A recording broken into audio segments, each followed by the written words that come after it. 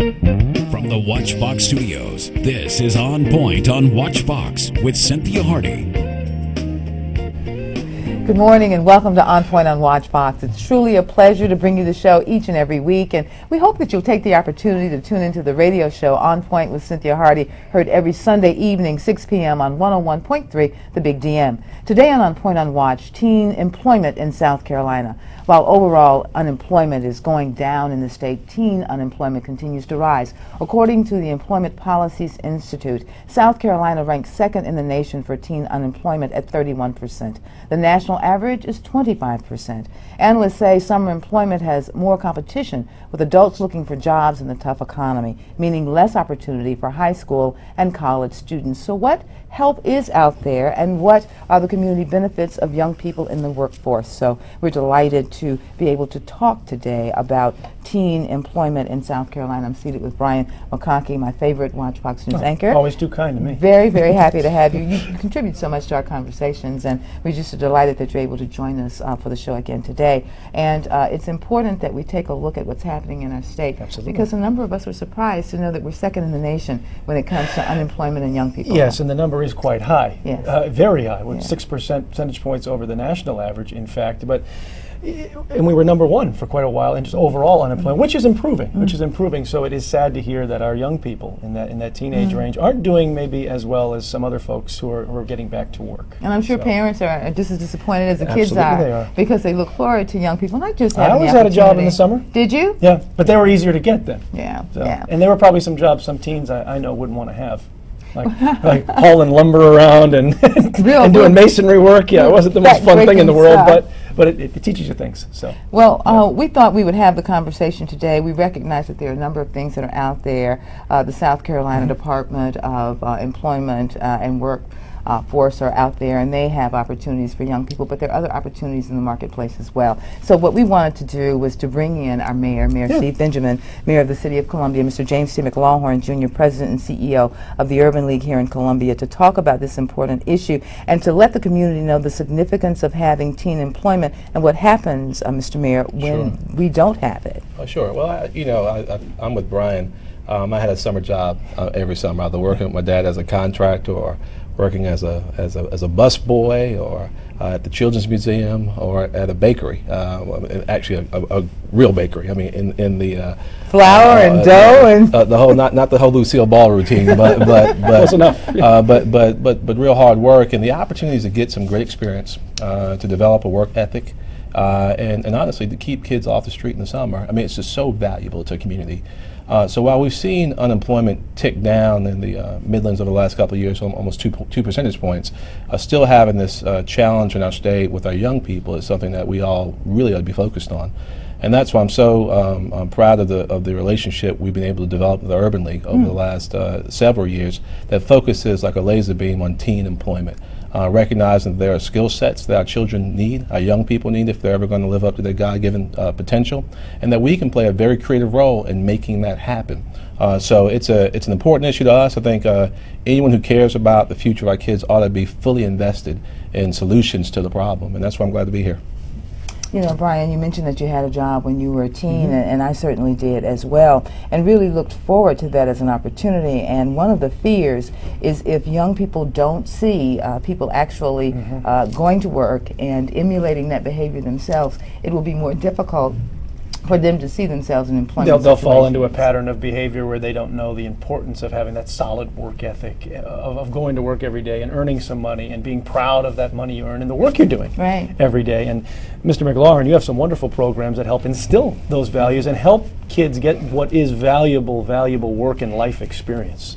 Yes, and I want to just make an observation about the challenge that we face today with youth employment is much more difficult, and the impact is much greater than it has ever been before, because we have pockets of communities where the unemployment rate is 80 and 90%, and children don't see adults working.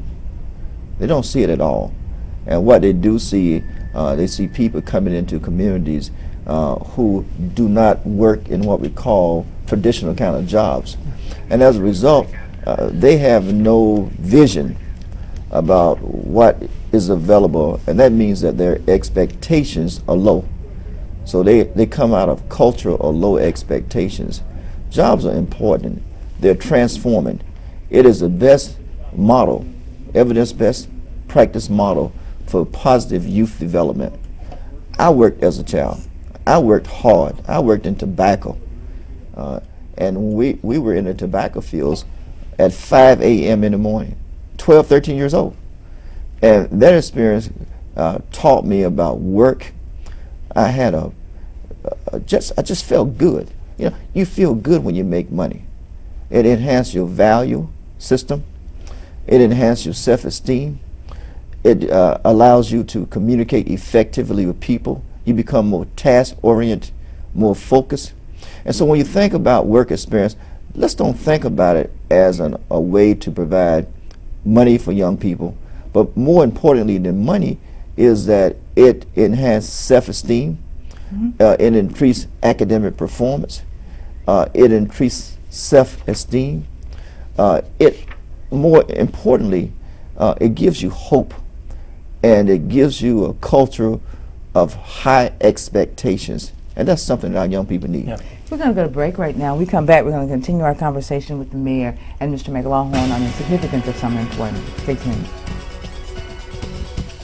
You're watching On Point on WACH Fox with Cynthia Hardy on Columbia's own WACH Fox.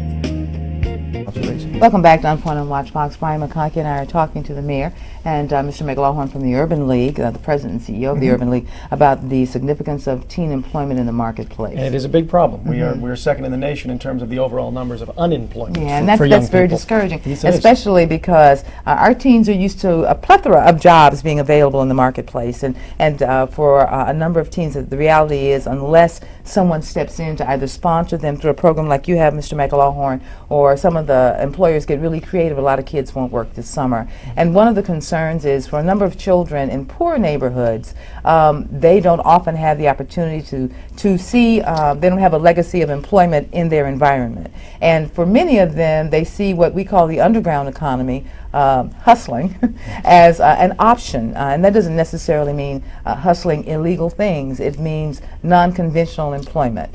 And so what we're suggesting is that these mainstream opportunities go a long way, Mr. Mayor, into mainstreaming young people in society. Absolutely. I mean, it'd be intellectually dishonest to suggest that that's not a reality that some young people face. And it's important for us to make sure that in addition to job opportunities, that young people have other meaningful ways to engage themselves throughout the summer. And we have a very active system in our parks and wonderful nighttime initiatives in several of our city parks to keep kids off the street on Thursday, Friday, and Saturday nights as well. It's so important, again, to make sure that we're investing in them on the front end so we don't have to worry about investing in young adults who've gone astray on the back end. It's a reality, and I think that's why it's so important we focus on programs like the summer work employment program that the Urban League has, and other initiatives too. One thing I love about working with my deacon, J.T. McLaughlin, in the Urban League, is that they identify major challenges facing the community, and they focus like a laser beam on solving those problems. They're not just talking about summer work employment, they're also focusing on science, technology, engineering, and math, and how we channel our young people into jobs in the 21st century. Yeah. We have a lot of, one major challenge now is that we have jobs available right now, but we don't have the 21st century skills for those jobs right now. And that's another issue that they're focusing on so wonderfully. You know, one of the things I want to mention, I know Mr. McLaughlin is going to address what I mentioned about the underground economy, but one of the things I do want to mention is that for folks out there watching, they have an opportunity to hire a young person by creating a job themselves for $600. An employer like me, my business, OnPoint Media, can sponsor a child for a month's worth of work through the Urban League for $600. $550 of those dollars go directly back into the pocket of the young person, and the Urban League gets a modest fee of $50 for coordinating the entire effort, which of course is a huge effort for people. I was teasing Mr. McLaughlin before we came on the air. You can't find a camp for $50. No, you can't. For a child for an entire month. And he reminded me that it's because of the support we get from businesses in the community and other supporters, which is why you're able to offer it to us this way. Yes, you are absolutely right. From the City of Columbia, Richland County School District 1, and other supporters in the community. They have supported us for many, many years because they see the return on investment. This is the best investment we can make for our future, our young people. And I think quite often we are looking for a grant from the federal government. They aren't there anymore. In fact, when you started this program, there was no grant. There weren't a grant I remember. at all. And many communities around the country do not even have jobs, summer jobs for young people because they're still waiting for some money from Washington. We got to do this internally. We got to provide for our young people. We have a evidence best practice model of serving young people. These young people you talk about, they work 20 hours a week, and before we send any child on a job, they go through a work orientation process where we teach them work ethics. You have to be taught about work. And we also emphasize with them the importance of making positive connection in the work environment. Everyone needs a support system. Your work environment, in many cases, is as powerful as your biological family. And that's really important. So it's a wonderful experience for our young people. We see young people who went through our program 20 years ago, and they give a testimony that my first job came through the Urban League, and they got a good foundation. There's a lot of people out there that have applied for jobs, and without someone to sponsor them, they may not get that opportunity because the truth of the matter is, the Urban League has 1,000 jobs. They have 2,500 applications for those jobs. And I'm sure it's the same thing down at WIA, the state-funded employment agency that is assisting young people in getting jobs out there. And so it's important that people see, as Mr. McLaughlin indicated, an effort to empower themselves so that we are not waiting for someone else to save our community, where we can save our community from within. Significant, Mr. Mayor? Absolutely, absolutely.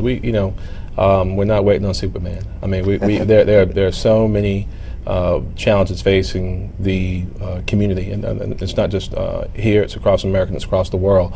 The solutions, I think, will lie in what we're willing to do to make this city in the Midlands and the state better. You know, it's important to recognize what happens in the community when there is no work, and then it seems to breed normal work. Well, we see what happens in the line of work that all of us are in. We see the bad end of this. We see young people getting involved in crime, getting involved in thefts and things like that, and you don't want to see that. Young people younger than teenage years even sometimes get involved in this kind of thing. So that's why it's so important that we're talking about this and making sure there are those avenues for youngsters to get involved. Speaking of getting involved, we're going to go to break now. We're going to thank you, Mr. Mayor, for being with us. Ask you to stay, Mr. McLaughlin, because we would like for our audience to meet some of the individuals that are actually, that have gone through the jobs program through the Urban League and those that are working in it. So you guys stay tuned, and thank you very much, Mr. Mayor, for being with us on OnPoint on Watch. Stay tuned, you guys. You're watching On Point on Watch Fox with Cynthia Hardy.